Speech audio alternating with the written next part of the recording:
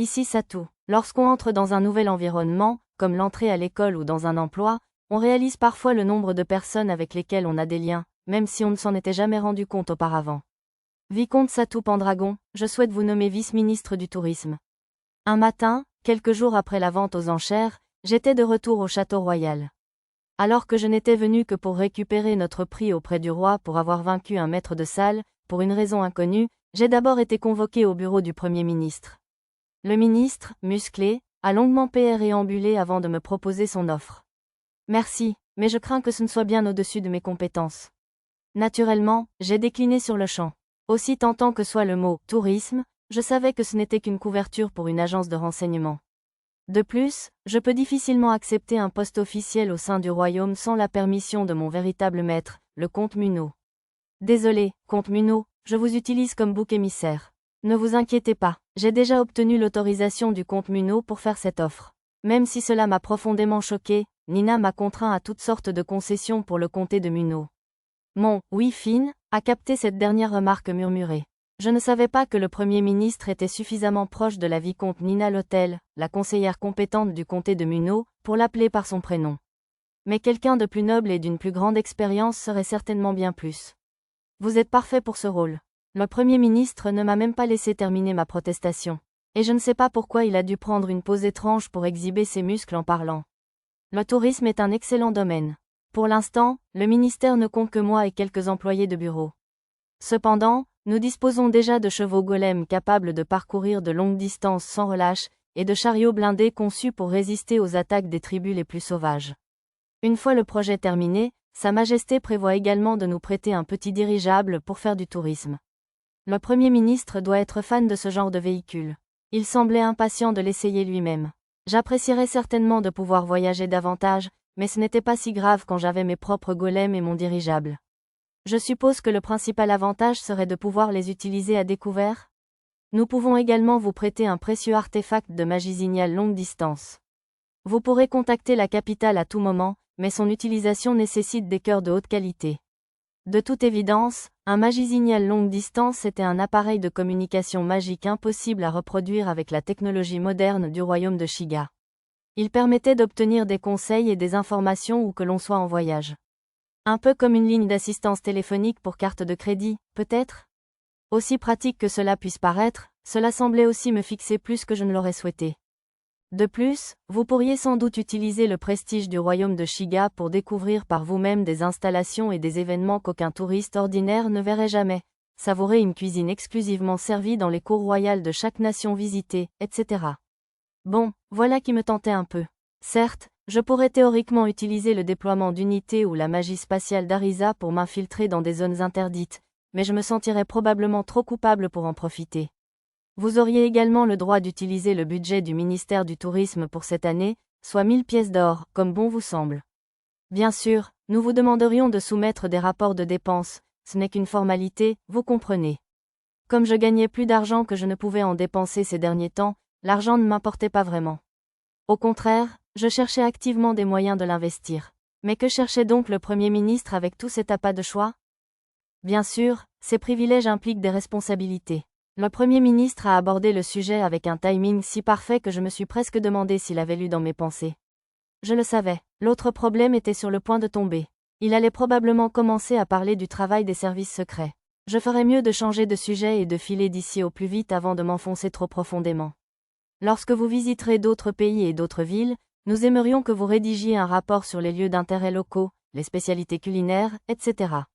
Si vous connaissez des spécialités locales qui se transportent bien, n'hésitez pas à en goûter et à en rapporter.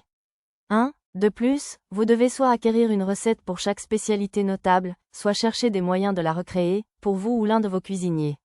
Si elle nécessite des ingrédients introuvables au royaume de Shiga, envisagez également des substitutions. Idéalement, pour les produits frais, il serait préférable de vous procurer des graines et de connaître les meilleures méthodes de culture. Monsieur le Premier ministre, essayez-vous simplement de vivre par procuration à travers moi, car vous ne pouvez généralement pas vous déplacer hors du royaume? Comme s'il avait deviné mes soupçons, le Premier ministre s'éclaircit la gorge et commença à donner ce qui ressemblait à une excuse officielle. Tout cela a pour but de cultiver et de préserver les cultures de diverses nations, de peur qu'elles ne se perdent dans cette période sans précédent appelée ère du Seigneur Démon. Ce n'est certainement pas pour satisfaire mes intérêts et mes appétits personnels. Alors pourquoi avoir simplement évoqué votre appétit? Connaissant le Premier ministre, cela pourrait être une offre sérieuse. Mais je devais m'assurer que ce n'était pas une simple comédie. Je ne serais donc pas tenu de procéder à une évaluation des services de renseignement dans ces nations? Bien sûr que non. Les zones nécessitant une telle évaluation sont déjà assignées à des agents sur le terrain depuis des dizaines, voire des centaines d'années.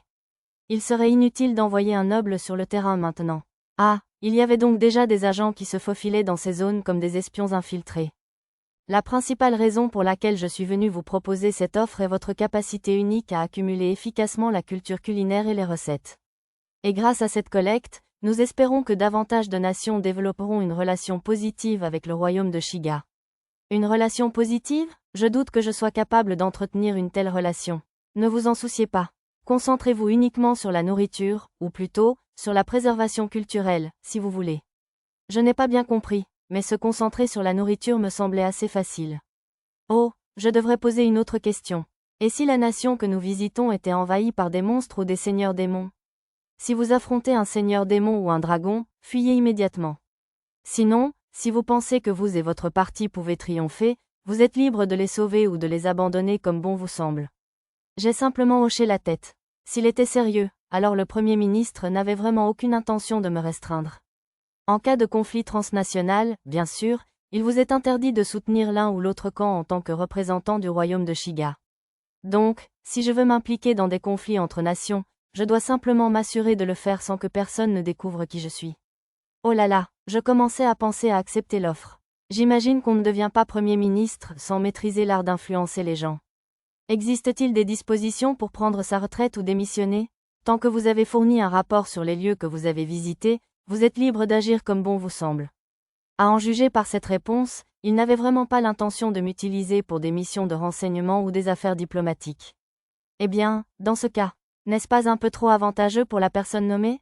Le Premier ministre ricana à ma question. Vous êtes un peu trop tendre pour votre propre bien, vous savez. La prudence est une vertu, mais vous devez avoir le courage de tirer au moins profit des faux pas verbaux d'autrui, sinon vous serez certainement exploité dans des nations plus anciennes comme l'Empire Saga ou l'Alliance Garléon. Le Premier ministre prit un ton sérieux.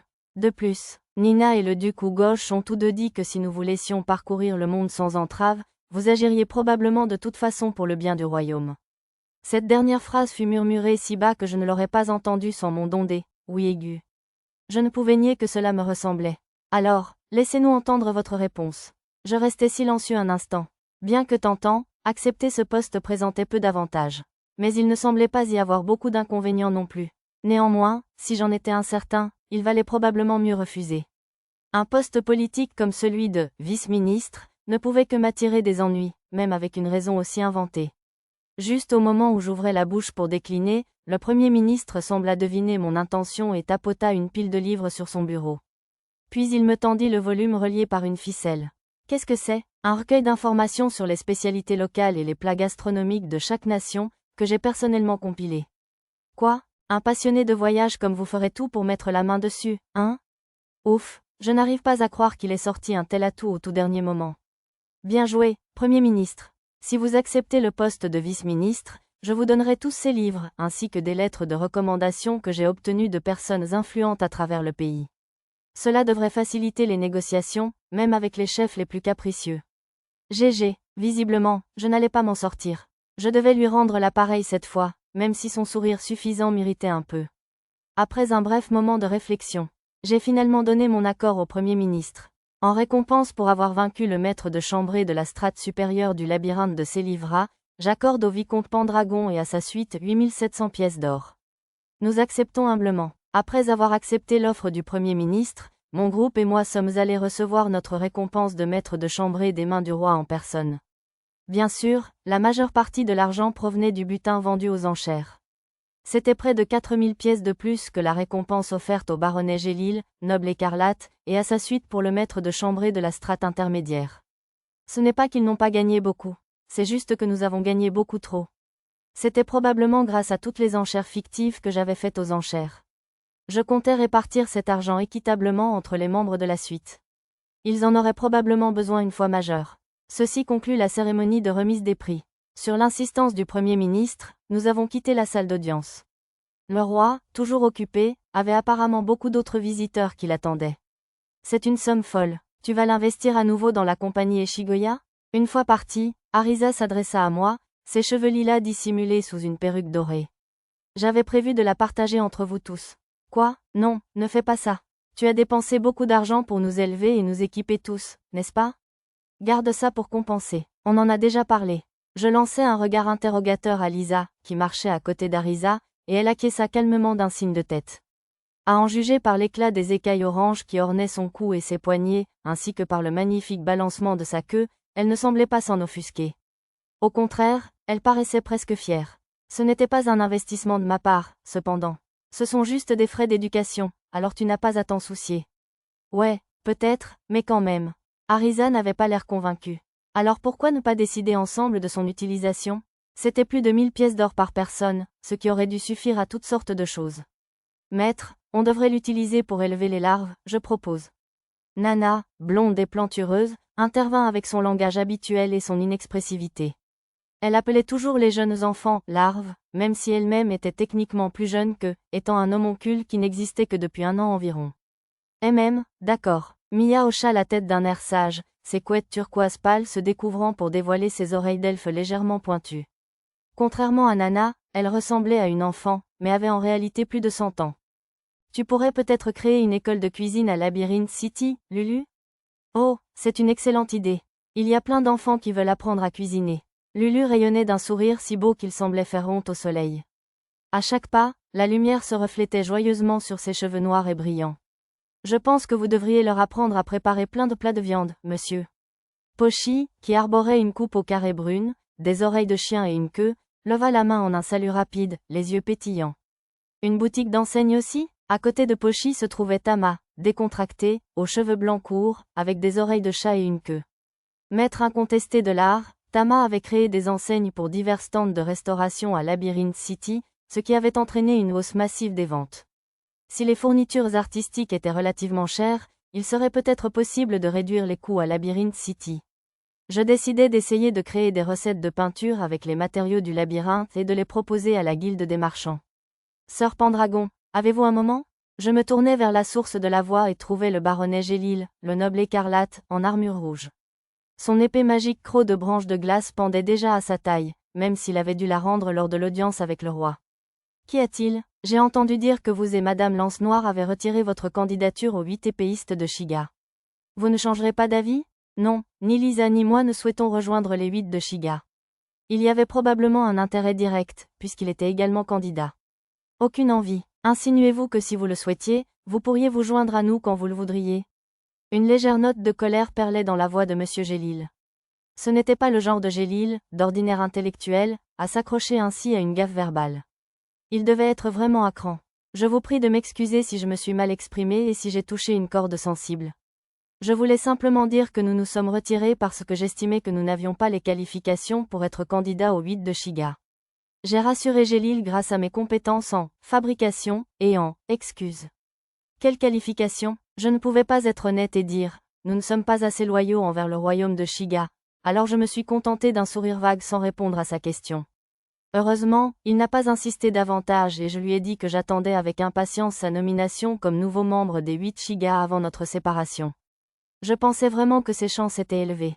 C'était un candidat idéal, tant par sa force que par sa personnalité, et maintenant que M. Gwen avait été expulsé pour son implication dans la tentative d'assassinat du duc Vistal, 3 sièges étaient vacants pour les 8 épéistes de Shiga.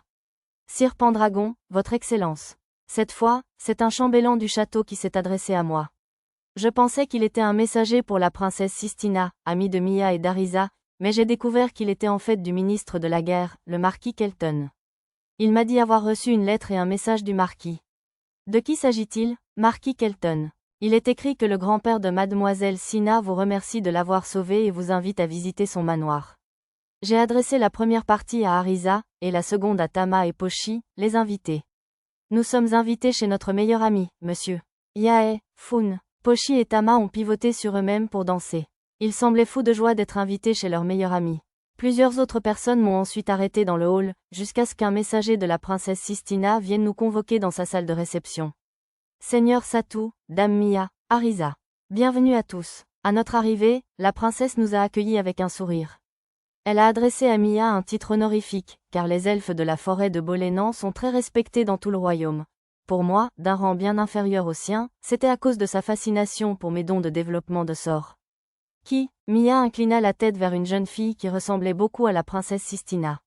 Dame Mia, permettez-moi de vous présenter. Voici ma petite sœur Doris. La princesse Doris se leva et fit une révérence à Mia. Enchantée de vous rencontrer, Dame Missanaria de la forêt de Bolénan. Je suis Doris Shiga, 12e princesse du royaume de Shiga, âgée de 10 ans. Honnêtement, à en juger par son apparence, je la croyais encore plus jeune. Je m'appelle Missanaria Bolénan, la plus jeune elfe de la forêt de Bolénan, fille de Lamisoya et Lilinatoa. Pochi et Pochi, monsieur. Tama et Tamaa, Pochi et Tama ne purent s'empêcher de se joindre à eux après la présentation officielle de Mia. Oh là là, des gens aux oreilles d'animaux. Avec leur permission, la princesse Doris toucha leurs oreilles. Une fois satisfaite, je présentai le reste de notre groupe aux princesses. La princesse Doris sembla immédiatement s'attacher à Tama et Pochi. Peu après, elles étaient assises de chaque côté d'elle, mangeant des encas ensemble. Oh là là, et là, je l'ai autorisée à nous rejoindre uniquement parce qu'elle voulait rencontrer Dame Mia. La princesse Sistina semblait exaspérée, mais une tendresse évidente se lisait dans ses yeux tandis qu'elle observait sa jeune sœur. Je me suis rapidement retrouvée plongée dans une conversation de sorts avec la princesse Sistina. Si Arisa et Mia semblaient détendues, Lisa et Lulu ont semblé nerveuses tout au long de la discussion, alors j'ai coupé court au plus vite sans paraître impoli. Nana, bien sûr, a su s'intégrer à son environnement à son rythme, comme d'habitude. Ah oui, Seigneur Satou. Si vous le permettez, puis-je vous présenter mon frère aîné Sortoric? Comme son Altesse le prince héritier? Oui, il a la même mère que Doris et moi. Je suis sûre qu'il serait ravi de vous rencontrer si c'était moi qui le lui demandais. La princesse Sistina essayait de me rendre service en m'offrant un lien avec le prince héritier Sortoric, le prochain sur la liste des rois. Mais, à vrai dire, je n'en avais pas vraiment envie. D'abord, je n'ai pas eu une très bonne impression de lui pendant la vente aux enchères. J'apprécie votre généreuse offre, mais je crains qu'un jeune comme moi ne fasse perdre son précieux temps au prince héritier. Je préférerais de loin le laisser utiliser ce temps au profit du royaume. Oh, Satou déteste notre grand frère. La princesse Doris s'exprima un peu trop franchement. C'est complètement faux, Doris. Seigneur Satou est un homme sage et modeste qui ne souhaite pas s'immiscer dans les affaires de notre frère aîné, c'est tout. Vraiment? Oui, c'est exactement ce que dit son Altesse. Je me suis accrochée de toutes mes forces à la bouée de sauvetage que la princesse Sistina m'avait lancée. Vous devez être plutôt libre aujourd'hui, j'imagine? Aimeriez-vous dîner avec moi? Ma servante m'a dit que nous avons du bœuf au mie d'une finesse exceptionnelle en réserve pour ce soir. Bien que les yeux des filles bêtes aient pétillé à cette invitation, nous avions malheureusement déjà des projets pour le reste de la journée. Je suis désolée, j'ai bien peur que nous ayons des affaires à la villa. Vous voulez dire goût? Non, très bien, je suppose qu'il n'y a rien à faire, alors. J'espère vraiment que vous dînerez bientôt avec moi, au moins une fois avant de quitter la capitale royale. J'acceptai avec un sourire et quittai la chambre de la princesse avec le reste de mon groupe.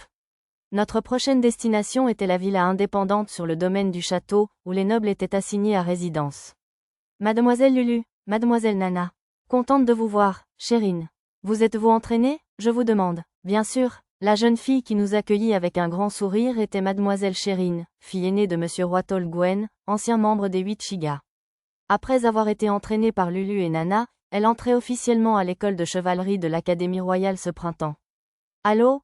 Miaou, monsieur. Ah, c'est Tama et Pochi. Chérine sourit et tapa dans la main de Tama et Pochi.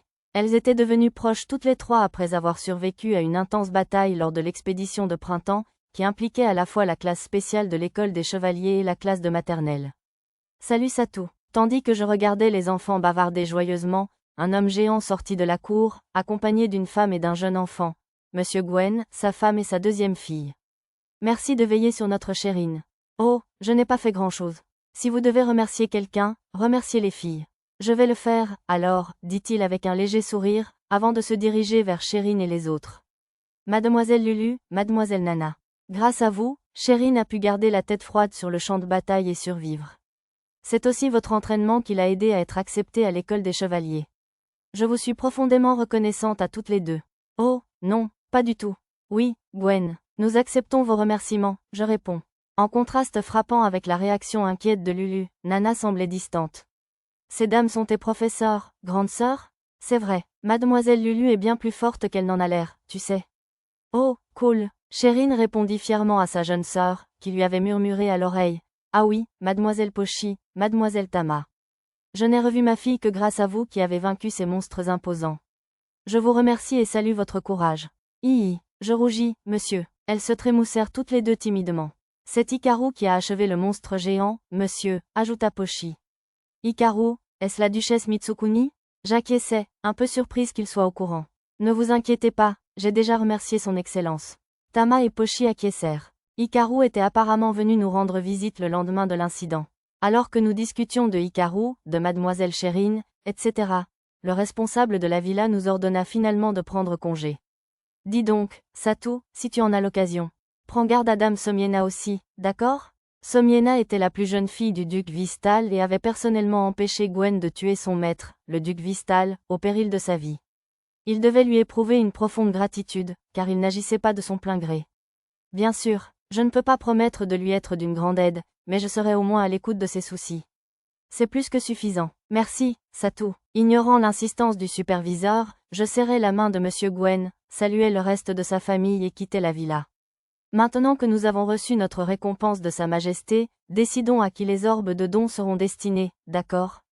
Nos plans pour aujourd'hui étant hautement confidentiels, nous nous sommes réunis à notre base secrète. Les sœurs de Nana et Hikaru étaient là aussi, bien sûr. Vous avez bien sûr, résistance à la paralysie, et magie de l'eau, à la vente aux enchères?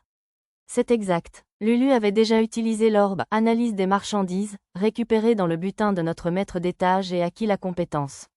Pourquoi ne pas simplement en rester à ce dont nous avons parlé?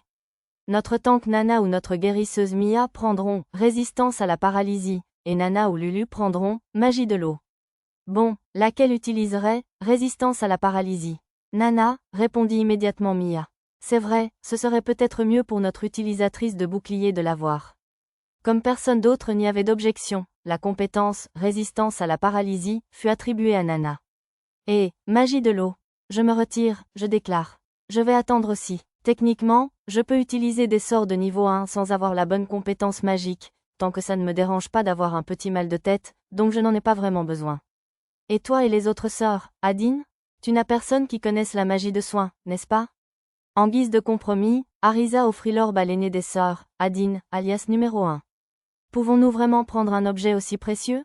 Aucune de nous ne peut utiliser la magie de guérison, mais nous sommes toutes capables de techniques de base pour arrêter les saignements et accélérer la régénération. Moi. 8 souhaite essayer la magie de guérison, je le déclare. La tentative de retenue d'Adine fut interrompue par numéro 8. Demande refusée. Numéro 2, Itnani, rejeta immédiatement la requête de 8. Pourquoi? Je m'enquière. Parce que vous oublieriez de nous soigner, répondis-je. D'accord. L'enfiable Vier serait plus adapté, je propose. Numéro 5, Funf, approuva l'analyse d'Itnani, tandis que numéro 6, Seis, suggéra numéro 4. Tria aussi. Tria s'intéresse aussi à la magie de guérison. Tria sautillait d'excitation jusqu'à ce qu'Adine la réprime. Tu n'es pas un bon choix. Tu es souvent loin de nous, à explorer ou à poser des pièges. Bouh! Tria est déçu. Qu'en penses-tu, Mytho? Enfin, Hikaru? Je pense que Vier est aussi un bon choix. Mais est-ce que tu veux le faire? Quand Adine demanda à Hikaru, elle se tourna vers Vier pour avoir son avis. Ça ne me dérange pas, marmonna Vier. Elle était la plus silencieuse des sœurs. Maître, est-ce que Vier peut utiliser la magie de l'eau? Bien sûr, qui que vous choisissiez me convient. J'ai hoché la tête en direction des sœurs de Nana. Ainsi, Nana a acquis la compétence résistance à la paralysie, et Vier la compétence magie de l'eau. Vier, je vais te donner des grimoires de magie de l'eau. Ces 3 livres contiennent les sorts standards utilisés dans le royaume de Shiga. Celui-ci est à usage militaire, et le dernier contient des sorts originaux que j'ai créés. Assure-toi de ne pas les utiliser devant quelqu'un d'autre. Oui, maître. Vier hocha la tête et rangea les grimoires dans son sac d'effets. Les sœurs avaient chacune reçu le leur après leur entraînement dans la forêt de Bolénan.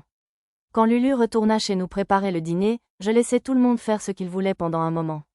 Les filles bêtes allèrent faire un peu d'exercice avant le dîner, tandis que Nana et ses sœurs allèrent soutenir Vier dans son entraînement de magie de l'eau.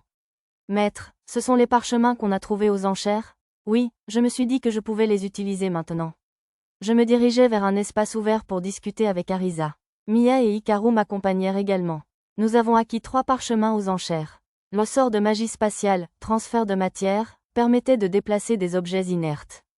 La version de base ne pouvait transporter que des objets de la taille d'un caillou, mais depuis mon menu magique, il pouvait aussi transporter des rochers. Je pourrais peut-être l'utiliser pour une attaque, mini-météore. Waouh! Transformer, transfert de matière, en météore. Tu es une véritable machine de siège à toi tout seul. Mia, Arisa et Hikaru ont toutes commenté depuis la tribune. Honnêtement, j'ai assez de compétences pour mener un siège à moi tout seul depuis une éternité. Ensuite, j'ai essayé le sort de magie d'invocation, invocation de pigeon. Ce sort invoque un pigeon voyageur et envoie une lettre à une personne ou un lieu choisi. Malheureusement, l'utiliser depuis le menu magique n'a rien changé aux effets. Plutôt ennuyeux. J'espérais que tu pourrais au moins invoquer un pigeon ancien. Mignon. Tandis qu'Arisa et Hikaru n'étaient pas impressionnés, Mia était ravie de câliner le gentil pigeon. Le sort suivant, une combinaison de magie de l'eau et de magie du vent du labyrinthe envahi, était bien plus fou. Sur le parchemin, il ne dégageait qu'une odeur vaguement désagréable. Sur mon menu, en revanche, il était aussi puissant qu'une bombe lacrymogène. Quand j'ai poussé sa puissance au maximum, il a commencé à tuer des demi-gobelins à tour de bras. Il me faudrait être particulièrement prudent avec celui-ci. C'est comme une arme biologique. Oui, je plains vraiment les demi-gobelins. Méchant, la foule n'aimait pas celui-ci.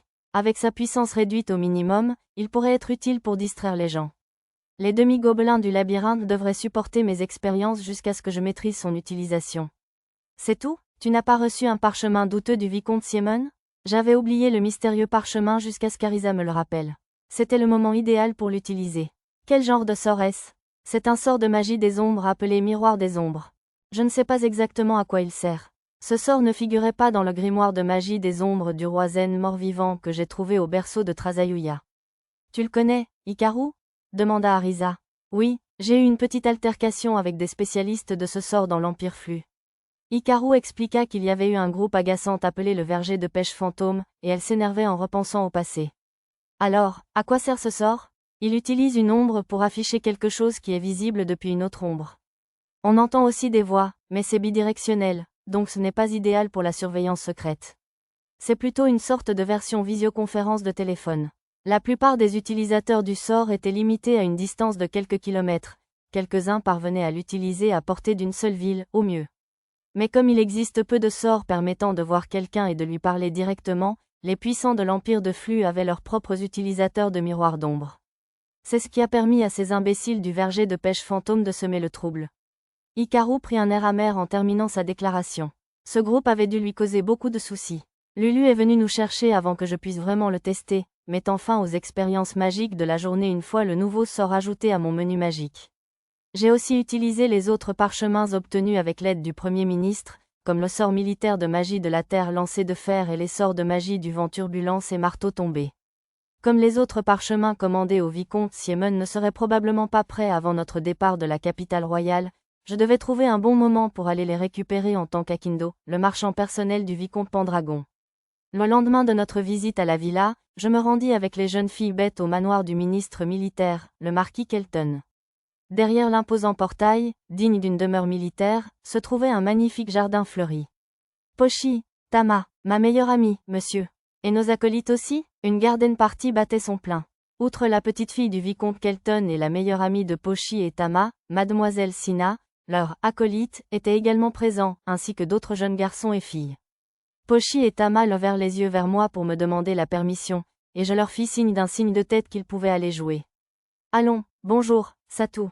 Alors que je les regardais s'enfuir, une voix sensuelle m'interpella. En me retournant, je découvris Madame Rayuna Raffol, épouse d'un marquis, à l'air toujours sensuel. Derrière elle se trouvait son amie proche, Madame Emma Lytton, épouse d'un comte, très influente dans la noblesse de la capitale royale. Bonjour, Dame Rayuna, Dame Emma. Lorsque je les saluais, un murmure s'éleva parmi les nobles alentours. À en juger par mes expériences lors des précédentes réceptions, ils furent probablement surpris que je les appelle par leur prénom. Comme c'est inhabituel de vous voir chez son Excellence Kelton. Essayez-vous de vous faire des relations dans l'armée, même si vous venez d'être nommé vice-ministre du tourisme? Comme d'habitude, l'épouse du comte Lytton était au courant des dernières nouvelles. Puisque vous avez tant d'amis parmi les 8 de Shiga, je vous suggère de viser les officiers de haut rang et les chevaliers impériaux. Je les ai remerciés pour leurs conseils avant de préciser que je n'étais pas là pour réseauter. Je suis venu aujourd'hui parce que la jeune dame Sina s'est gentiment liée d'amitié avec quelques-uns de mes enfants pendant la classe de printemps à l'école maternelle, voyez-vous. Oh là là, vraiment? Eh bien, plus importante encore, vous devez absolument regarder ce collier. Et mes boucles d'oreilles aussi. MMES Litton et Raffles m'ont montré leur butin de la vente aux enchères. La société Eshigoya a fabriqué ces bijoux pour la vente aux enchères avec des pierres précieuses magiques. Après une salve de compliments pour les bijoux et pour les dames elles-mêmes, j'ai expliqué que je quitterais bientôt la capitale royale pour voyager dans différents pays. Quel dommage. Alors que nous commencions à devenir de si bons amis, je leur avais dit que nous allions bientôt devenir de bons amis. Combien de temps allez-vous voyager? Mes excuses. Je compte rentrer à la capitale royale avant l'arrivée des objets que vous avez tous deux demandés. Comme les bijoux aux armoiries familiales qu'ils avaient demandés par l'intermédiaire de Satou étaient censés être fabriqués par un joaillier d'une île du Sud, je leur avais dit que cela prendrait au moins 6 mois. Tandis que nous regrettions notre séparation, j'ai demandé aux dames bien informées de me parler des endroits intéressants qu'elles connaissaient dans les nations environnantes. Alors que nous terminions notre conversation, j'ai entendu des acclamations venant de la réception. Pourquoi tout ce remue-ménage? Eh bien, ce sont des militaires. Peut-être qu'un membre des 8 Shiga est arrivé? Débordant de curiosité, nous nous sommes dirigés vers la source du tumulte. Incroyable, Marquis Kelton. Un véritable chef-d'œuvre. Cette armure de fer a été coupée en deux. Les nobles militaires s'agitaient autour du Marquis Kelton, qui tenait une épée magique. Marquis Kelton? Vraiment? Est-il vraiment si exceptionnel comme épéiste? Murmurèrent les deux épouses de la noblesse. Votre Excellence. Encore une fois, s'il vous plaît. Oh oui, laissez-nous voir aussi. HMPH. Si vous insistez. Le Marquis Kelton canalisa son pouvoir magique dans l'épée. La lame magique brillait faiblement, créant un léger contour rouge autour d'elle. Tiens, c'est lame magique. Il a dû la gagner aux enchères. MMES Litton et Raffles identifièrent correctement la lame rouge. Oh, grand-père, vous recommencez? Une petite fille apparut à côté de nous, les bras croisés. Ses traits ressemblaient beaucoup à ceux de mademoiselle Sina. D'après les informations de mon écran de réalité augmentée, il s'agissait d'une fille de la famille Kelton, nommée Dumolina. Maîtresse? C'est maître, monsieur. Tama et Pochi surgirent derrière moi et s'accrochèrent à mes jambes. Sina les avait également accompagnés. Toujours attentive à ses bonnes manières, mademoiselle Sina me salua poliment et avec dignité. Tu le croirais, Sina? Grand-père s'emporte déjà à nouveau, alors qu'il venait juste de manquer de magie et s'est effondré l'autre jour après avoir trop utilisé l'âme magique. J'ai du mal à croire qu'il soit à la tête de l'armée. Malgré son air angélique, Dumolina, la sœur aînée de Sina, était visiblement assez sévère. Ah! Un peu de pitié, Dumolina. Le père de Sina et de Dumolina, le vicomte honoraire Kelton, s'approcha en riant. Second fils du marquis Kelton, il dirigeait le bureau du budget de l'armée royale. Il était le portrait craché de son père. Père, voici le vicomte Pendragon. Oh, celui dont j'ai tant entendu parler? Tu es bien plus jeune que je ne le pensais. Après nos salutations, le père de Sina m'a remercié d'avoir sauvé sa fille grâce à Pochi et Tama. Il les avait déjà remerciés directement. Regardez ça, monsieur, on a reçu un cadeau? Souriant de joie, Tama et Pochi ont brandi le panier cadeau décoratif qu'ils avaient reçu du père de Sina. Il contenait un assortiment de jambon, de saucisses et autres produits de haute qualité, soigneusement emballés. Je suis sûr que leur meilleur ami, Sina a eu son mot à dire sur le choix du cadeau. J'ai déjà envoyé un cadeau de remerciement officiel à votre manoir. N'hésitez pas à l'accepter. Je vous assure qu'il n'y a aucune intention cachée. Après m'avoir murmuré à l'oreille, le père de Sina est allé chercher le marquis et l'a amené. Vous regardiez, par hasard, sœur Pendragon? Oui, j'ai vu votre magnifique sorcellerie, d'ici, votre Excellence. Le marquis Kelton était de très bonne humeur. Pochi peut le faire aussi, monsieur. Tama aussi? Avant que je puisse les arrêter, les filles ont sorti des saucisses du panier cadeau et les ont utilisées pour créer l'âme magique. L'âme magique, sur autre chose qu'une épée magique? Le marquis parut choqué, mais fidèle à son poste de ministre militaire, il se ressaisit rapidement. Pas étonnant que vous soyez des explorateurs de Mithril. Une telle maîtrise à un si jeune âge. Sur ces mots, le marquis Kelton tapota la tête de Tama et Pochi. Vicomte Pendragon, je tiens à vous remercier, vous et vos vassaux, d'avoir sauvé ma petite fille d'un grave danger. Si la famille Kelton peut vous aider, il vous suffit de me le demander. Une nouvelle vague d'agitation parcourut la foule de nobles militaires à proximité face à la généreuse offre du marquis. Utilisant mon sens du poker face au maximum, je répondis simplement « Merci, vous êtes bien trop gentil ». Bien que les candidats des 8 épéistes de Shiga aient été sélectionnés, la sélection finale se fera parmi le 2e escadron envoyé pour réprimer la rébellion dans le duché de Vystal. Ah oui, j'ai lu dans un supplément de journal que le premier escadron envoyé pour arrêter la rébellion avait repris une ville du duché de Vystal avant d'être anéanti. Ils partent demain. Si vous le souhaitez, sœur Pendragon, puis-je vous recommander pour vous engager? Non, merci. Avec mon manque d'expérience, je ne ferai que les freiner. Absurde. Tout le monde est débutant au début. Je pourrais même vous faire engager comme officier dans l'ordre des chevaliers royaux et... Oh là là, le marquis Kelton devenait un peu insistant. Bon, ça suffit. Écoutez, il serait impensable de laisser les talents de notre sœur Satou se gâcher au service militaire. Le couple de nobles gourmets de la vieille capitale vint à mon secours. Marquis Lloyd et comte Owen, hein? Vous voir vous entendre si bien me fait craindre que l'enfer ne s'abatte sur vous. Le marquis Kelton se tourna vers le duo avec une expression indéchiffrable. HMPH. Aucune querelle ne vaut la peine de se battre face à une tempura de crevettes. En effet, je ne vois aucune raison de me disputer avec un autre amateur de la splendeur du tempura de gingembre mariné. Qu'est-ce que cela signifie? Moi aussi, je connais bien la cuisine exquise de Sir Pendragon, vous deux. Pourtant, n'est-ce pas le plus grand honneur qu'un maître puisse rêver d'être nommé membre des 8 épéistes de Shiga? Je reconnus le militaire qui s'approcha et m'adressa à eux. C'était le baron Gilbert, un noble du duché d'Ugosh que j'avais secouru lors de son naufrage dans les îles du Dragon des Mers. Quel plaisir de vous revoir, votre Excellence, baron Gilbert. Je vous prie de m'excuser de ne pas vous avoir salué plus tôt. Ça fait un bail. Enfin, c'est un honneur de vous revoir, vicomte Pendragon. Inutile de m'appeler votre Excellence, ou quoi que ce soit du genre, vous savez. Félicitations pour votre promotion bien méritée au rang de vicomte. Le baron Gilbert rectifia son ton pour un ton plus formel en cours de route. Je vous prie de m'excuser pour mon retard. Je sais que je vous avais promis de vous voir à la réunion du royaume. Ah oui, je suppose qu'il a bien dit ça quand nous nous sommes séparés à Soutohandal, la cité marchande du duché d'Ugosh. Même si cela ne compense guère ma négligence, j'ai récupéré de nombreux produits de qualité sur le littoral et les péninsules du royaume de Shiga, comme promis. Je vous les livrerai à votre manoir prochainement. Quel homme intègre! Le baron Gilbert et le père de Sina avaient apparemment été camarades de classe à l'école de chevalerie de l'Académie royale. Bientôt, ils retrouvèrent visiblement leur rythme habituel, organisant un tournoi de bras de fer dans un coin de la garden party. Au fait, je dois signaler que la gagnante fut Lisa, qui utilisa accidentellement toute sa force. Votre Majesté, je suis venu vous annoncer que nous allons retourner sur notre territoire. Dans l'une des plus petites salles d'audience de la capitale royale, le comte Léon Munot s'inclina devant le roi. J'étais là, l'accompagnant, lui et sa conseillère Nina Lotel. Chose inhabituelle, le Premier ministre n'était pas aux côtés du roi. Il était entouré uniquement de Sir Rélus, le bouclier sacré et troisième représentant des 8 Shiga, ainsi que de quelques assistants. Très bien, j'espère que vous travaillerez dur pour continuer à développer votre nation et améliorer le royaume de Shiga et son peuple. Le roi marqua une pause, fixant le comte Munot, puis poursuivit d'un ton plus doux. Prenez bien soin du comté de Munot, Léon. Bien sûr, votre Majesté. Compris. Le comte Munot inclina profondément la tête. J'appris plus tard que lorsque Léon étudiait les héros dans la capitale royale sous le nom de baronnet Donano, c'était le roi actuel qui l'avait nommé seigneur de l'ancienne baronnie de Munot.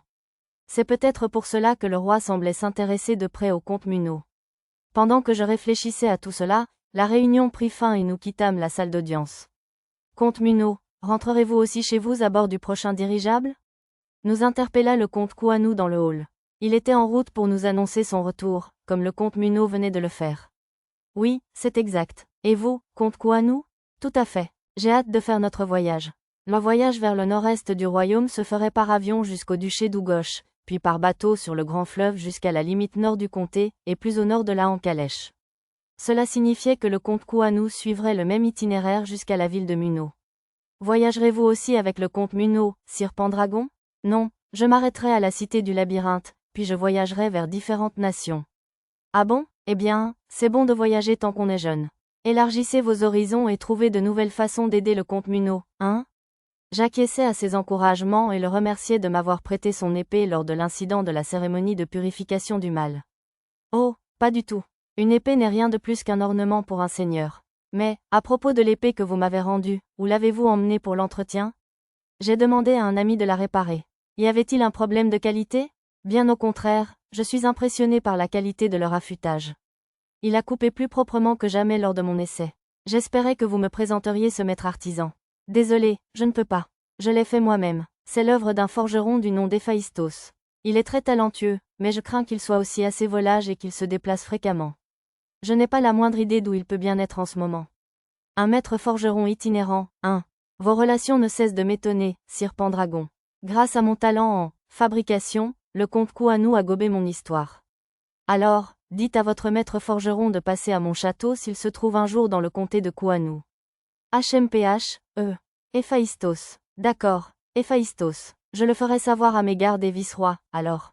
Je ne manquerai pas d'en informer sœur Héphaïstos dès que je pourrai vous recontacter. Comme le comte Kouanou semblait si captivé par mon travail, je devrais me fabriquer un nouveau masque et lui rendre visite si nous passions par le comté de Kouanou. Ça pourrait être amusant de visiter la capitale, Kouanou. Après avoir quitté le comte Kouanou, j'ai discuté avec Madame Nina tandis que nous continuions dans le couloir. Vous avez dit que vous voyageriez dans différents pays, n'est-ce pas? Est-ce pour votre nouveau poste de vice-ministre du tourisme? Oui, c'est en partie le cas. Je voulais surtout voyager pour le plaisir. Pourtant, je dois admettre que je ne pensais pas que vous accepteriez. Dans le cadre du contrat, le comté de Muno est prioritaire pour un petit dirigeable du royaume, 10 épées et lances de champion, et une prolongation de 2 ans de notre exonération fiscale spéciale, en prime. Elle a vraiment fait pression sur le Premier ministre. Je n'aurais pas dû en attendre moins de Madame Nina. Au fait, si vous prenez la route, qu'en est-il de Mademoiselle Karina? L'emmènerez-vous avec vous? Non, Dame Karina espérait s'entraîner à Labyrinth City. Des amis à moi, les sœurs de Nana, s'entraîneront dans le labyrinthe, alors j'ai pensé qu'elle pourrait travailler à leur côté. Mademoiselle Nana a des sœurs, hein? Elles sont fortes? Eh bien, elles se sont entraînées au village des elfes. Je dirais qu'elles sont aussi fortes que mon groupe l'était à notre arrivée à Labyrinth City. De plus, Dame Karina a Raka pour l'aider. Même en mettant de côté sa propre force, Mademoiselle Karina pouvait probablement gérer la plupart des situations avec le soutien de l'objet intelligent Raka. Il lui offrait également une excellente protection. Qu'en pensez-vous, comte? En tant que père, je préférerais la tenir à l'écart du danger. Mais si c'est ce qu'elle souhaite, je préfère la laisser faire. Vous êtes bien trop indulgent avec elle. Madame Nina leva les yeux au ciel en direction du comte Muno, puis se tourna vers moi. J'aimerais qu'elle s'installe avec vous et reste à la maison. Si vous forciez Dame Karina à faire une chose pareille, elle s'enfuirait à nouveau du château. C'est vrai, elle a bel et bien couru chercher de l'aide auprès des géants quand j'étais en prison. J'ai dû convaincre Madame Nina, car j'avais promis à Madame Karina de la convaincre de retourner s'entraîner à Labyrinth City. Oh, d'accord, on va la laisser faire pendant 1 an environ. Ça vous convient, comte? Oui, bien sûr, le comte Muno hocha la tête. D'ici 1 an, elle atteindrait probablement le niveau 50 et se lasserait de s'entraîner dans le labyrinthe, de toute façon. Satou, maintenant que tu es un noble de haut rang, tu devras aussi te trouver une épouse l'année prochaine. Oh, je suis encore trop jeune pour ça. C'est la loi du royaume, tu sais. Un chef célibataire d'une famille de la haute noblesse sans héritier légitime doit avoir un enfant dans l'année. Alors, que ce soit une épouse ou une maîtresse, tu devras te trouver une épouse et commencer à faire un bébé immédiatement. Tu plaisantes, est-ce que je plaisanterai à ce sujet? Pour information, si vous n'avez pas d'enfant dans les 3 ans, vous êtes obligé de prendre une seconde épouse ou une maîtresse. Sérieusement, avoir plusieurs épouses, ou maris dans le cas d'une femme chef de famille, est obligatoire. J'ai du mal à croire qu'ils aient imposé la polygamie par la loi. Le royaume de Shiga est vraiment d'un niveau supérieur. Eh bien, la stipulation précise un héritier légitime, ce qui signifie, espérons-le, qu'il me suffit d'un successeur. S'il essaie de me forcer à me marier, je trouverai un garçon intelligent qui veut devenir noble et je l'adopterai dans la famille du vicomte Pendragon. Voyons, j'ai entendu dire par Emma et Rayuna que toutes les filles voulaient un morceau de toi à leur goûter et autres réceptions. N'y a-t-il pas une fille qui t'intéresse? Des servantes que tu aurais emmenées? Je ne savais pas que Nina était amie avec Madame Lytton et Madame Raffol. Elle connaît vraiment tout le monde. Malheureusement non, si tu le dis. Eh bien, si tu ne trouves pas d'épouse d'ici 1 an, tu peux simplement épouser Mademoiselle Karina. Avoir une femme plus âgée que toi, ce n'est pas si mal, tu sais. Je préfère les femmes plus âgées, mais de mon point de vue, Karina est encore bien trop jeune.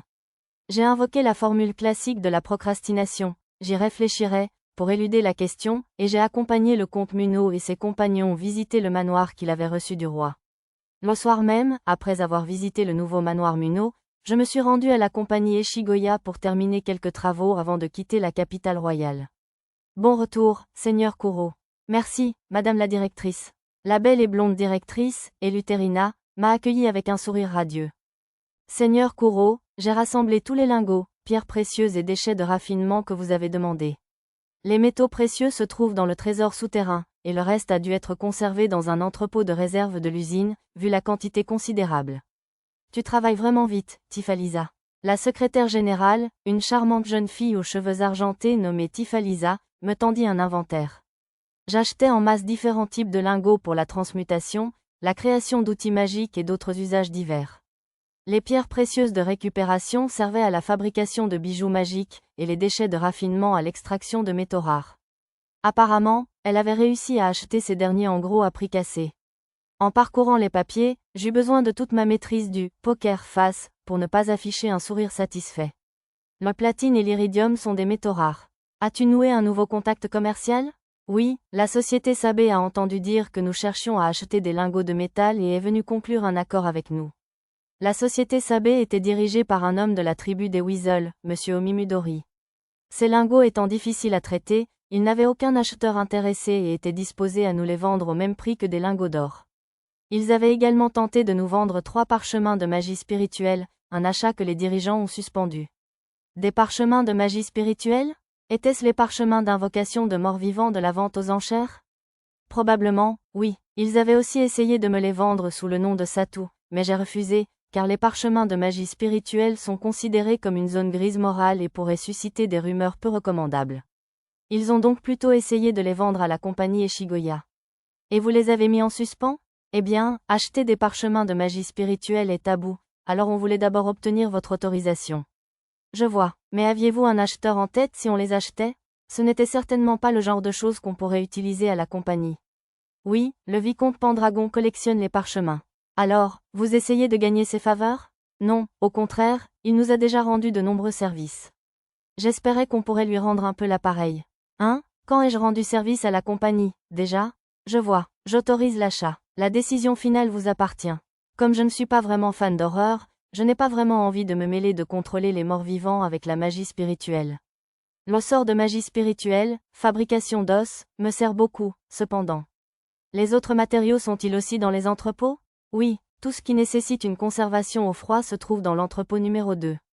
Je leur ai fait acheter en gros beaucoup d'ingrédients dont nous manquions, comme des céréales et des assaisonnements. Ce genre de choses paraît beaucoup moins inhabituel lorsqu'il s'agit d'une entreprise que d'un particulier. J'ai également commandé beaucoup de fournitures peu répandues, comme des grains de café de l'Empire des Sagas, et des articles introuvables dans les magasins traditionnels, comme du bœuf au mie de haute qualité. Créer une entreprise était vraiment une excellente idée. Pour ce qui est des souvenirs demandés par le vicomte Pendragon, nous avons trouvé un abri pour le dernier. Il était censé appartenir à un membre de la famille de la comtesse Kageus, nous l'avons donc livré à leur domaine royal. Beau travail. Les souvenirs en question étaient des objets trouvés sur la route du sucre, sur des navires à la dérive ou coulés. J'ai demandé, sous le nom de Satu, à la compagnie Eshigoya de les restituer discrètement, car cela aurait été plus compliqué de le faire moi-même. Les cadeaux de remerciement des propriétaires seraient utilisés à des fins philanthropiques, après versement d'une commission à la compagnie. Mais étions-nous vraiment obligés de ne pas mentionner le nom du vicomte Pendragon, je me demande? C'était une condition de sa demande, n'est-ce pas?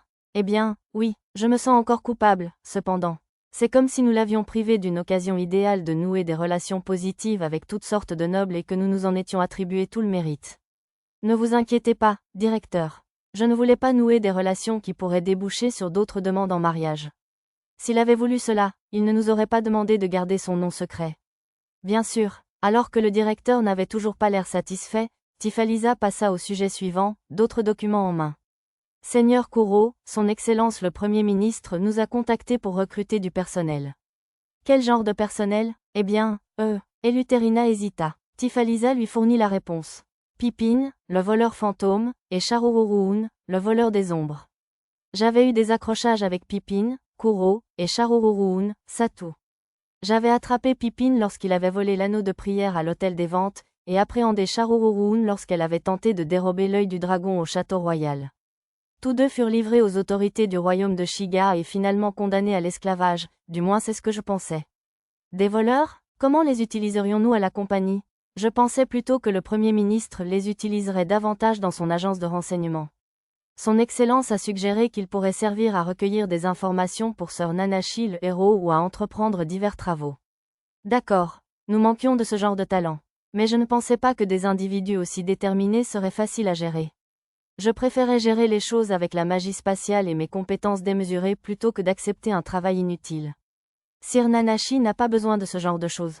Il pourrait aussi nous aider d'autres manières, comme recueillir des informations pour l'ouverture de nouvelles succursales, ou pour leurs liens avec des guildes criminelles.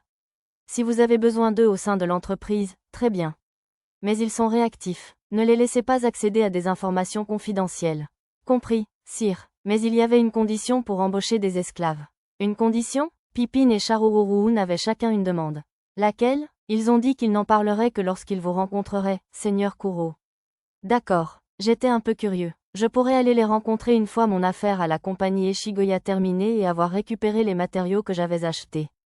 J'ai vérifié l'avancement du village agricole et des mines que nous développions et j'ai obtenu des rapports de recherche de la jeune réincarnation japonaise Aoi et de son maître excentrique, le professeur Jahado. Laisse faire le professeur Jahado. Il travaille déjà sur un nouveau prototype? Oui, et son assistant Aoi développe également un drone utilisant le moteur coaxial Skypower. Ce n'était pas surprenant pour une réincarnation japonaise. Cependant, j'espérais qu'il développerait davantage d'objets du quotidien, comme des distributeurs de savon, plutôt que des technologies potentiellement militaires. Comme je lui avais déjà parlé des technologies interdites par les dieux dans ce monde, dont j'avais entendu parler par les réincarnations vivant dans la strate inférieure du labyrinthe, j'espérais avoir évité le pire. Cependant, les chercheurs ont tendance à être motivés par la curiosité. Je devrais peut-être mettre en place un système de restriction pour le contrôler. Quant aux demandes des deux voleurs, Sharururuun souhaitait sauver son jeune frère, pris en otage par une guilde criminelle, tandis que Pippin voulait se venger du noble infâme qui avait maltraité puis tué sa sœur aînée. J'ai pu retrouver les deux groupes en un rien de temps grâce à ma recherche cartographique. J'ai secouru le petit frère sur le champ, détruisant physiquement la guilde criminelle au passage, puis j'ai découvert les méfaits du noble et les fait détruire socialement. Quand je leur ai tout dit le lendemain matin, les voleurs et le petit frère m'ont été un peu plus reconnaissants que je ne l'aurais souhaité. Me remercier pour un travail annexe, c'est bien beau, mais j'aurais préféré qu'ils ne me jurent pas fidélité éternelle avec un air aussi sérieux. Je leur ai dit d'obéir aux responsables de la compagnie Eshigoya à ma place, nul doute qu'Eluterina et Tifalisa mettraient les anciens voleurs au travail en un rien de temps. J'ai désigné la directrice Eluterina comme leur maître officiel. Pourquoi faut-il que les gens se battent, je me demande. Debout sur la véranda du manoir du duc Vistal, levant les yeux vers le ciel nocturne et l'air mélancolique, se tenait la plus jeune fille du duc, Somiena. C'est nul, non? Kyuki est là, lui répondis-je depuis l'ombre, et mademoiselle Somiena posa prudemment la main sur sa dague. Bonsoir, beau ciel ce soir, sire héros. À mon soulagement, elle sembla se souvenir de moi, de mon aide à la défense contre l'attaque de leur maison. J'essayais de la rencontrer sous le nom de Satou, mais ma demande fut rejetée car le duc Vistal venait de quitter la capitale royale avec la 2e escadre pour mater la rébellion dans leur duché. Qu'est-ce qui vous amène ici? Un ami s'inquiétait pour vous. Il m'a demandé si je pouvais venir vous voir, même si vous vouliez juste vous plaindre à quelqu'un. Un ami. Ah, bien sûr. Mademoiselle Somiena croisa les bras, réfléchissant en silence. Seriez-vous capable d'arrêter une guerre, sire Vero? Je ne m'implique pas dans les conflits. J'aurais bien aimé l'aider, mais je ne voulais pas fourrer mon nez dans un endroit où même un guerrier endurci pourrait développer un syndrome de stress post-traumatique. Même avec des compétences comme résistance psychique et résistance à la peur, je ne supportais pas d'assister à un combat aussi sanglant. Oui, bien sûr, dans ce cas, pourriez-vous remettre une lettre à mon frère aîné, Toriel? Une âme charitable comme lui mettrait sûrement fin à cette dispute inutile. Bien sûr, je peux m'en charger. Personnellement, je doutais que son souhait bienveillant parvienne à quelqu'un prêt à ôter la vie à son propre père pour satisfaire ses idéaux. Malgré tout, j'espérais que cela lui ferait au moins du bien. J'attendis que mademoiselle Somiena ait fini d'écrire sa lettre, puis je la rangeai dans ma boîte à objets avec son ruban signature. Bien reçu, je veillerai à ce que cela parvienne à votre frère, ne vous inquiétez pas. Merci, Seigneur héros. J'essuyai délicatement les larmes qui lui montaient aux yeux, puis m'envolai dans le ciel nocturne avec un signe de la main. Baissant les yeux, je la vis me suivre du regard, même après que j'étais probablement hors de vue. Peut-être devrais-je faire un petit effort pour mettre fin à ce conflit une fois mes affaires réglées au royaume de Yowork terminées. Merci d'avoir fait tout ce chemin pour nous dire au revoir, Votre Altesse. C'est le moins que je puisse faire en tant qu'apprenti. Je continuerai à faire des recherches sur de nouveaux sujets jusqu'à votre retour à la capitale royale. Le jour de notre départ, la princesse Sistina est venue nous faire ses adieux au manoir de notre capitale royale, accompagnée de ses 2 servantes et de la protectrice des Sakura, mademoiselle Athéna. Miss Anaria de Bolénan, je jure que vous ne me battrez plus la prochaine fois. D'accord. Mia repoussa le défi d'Athéna d'un air impassible. Ma chère Karina, assurez-vous de gagner les faveurs de sœur Satou quoi qu'il arrive. Il m'a déjà refusé une fois, tu sais. Ne sois pas si timide. Et alors si tu as refusé une seule fois? Avec ton visage et ton corps parfait, tu devrais pouvoir convaincre n'importe quel garçon de son âge sans problème. Continuez à le poursuivre, et même Sœur Satou finira par tomber amoureux tôt ou tard.